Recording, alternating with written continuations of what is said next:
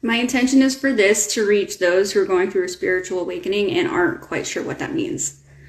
So let's just dive into it. A spiritual awakening is when you have this profound realization that you are part of something bigger and desire a deeper connection with oneself to align to the highest version of yourself. So I'm going to go over 6 stages that I went through. It might be a little different for everybody. It's not necessarily linear, and sometimes the stages can be concurrent. So stage 1.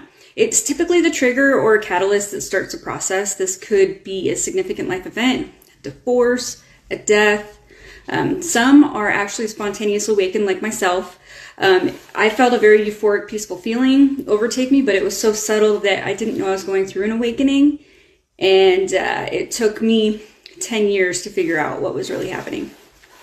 Stage 2 is like a crossroads, making a decision whether or not you're going to keep living the mundane lifestyle or if you're going to make the change to have an enjoyable life. I'm an alchemist, so this was a little different for me. I had some trials, tribulations, and a generational cycle to break, and that's why it took me 10 years to get through this part to stage 3. Stage 3 is known as the dark night of the soul. And it is as ominous as it sounds. It's the hardest part of the process, so you gotta put on those adult pants. It's gonna get a little rough at times, but first you're gonna embrace your shadow. That's the version of yourself that you kind of hide from everybody. The anger, the fear, repressed emotions, inner child wounds, traumas. You're gonna face them, you're gonna heal them. And you will learn to establish healthy boundaries. No longer gonna be a people pleaser. You're gonna gain some self-worth, extra confidence, and train yourself to be more mindful in your thoughts. Live in the present moment. Now for stages 4 through 6, I went through those concurrently. So that was fun. Stage 4, it's a time of isolation where you're basically gonna embrace your authentic self.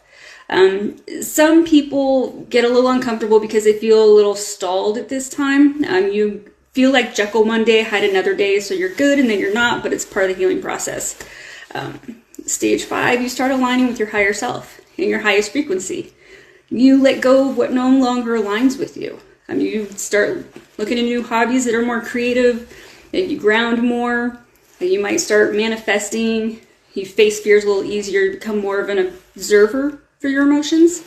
Stage 6 is when we're called to service and follow our life's purpose. So you're the co-creator of your reality. There's no magical finish line, and this stage continues as like we grow. So I hope this helps a little. Be easy on yourself. You can do this. There's a whole divine supporting team on your journey with you. They're watching over you, sending you love.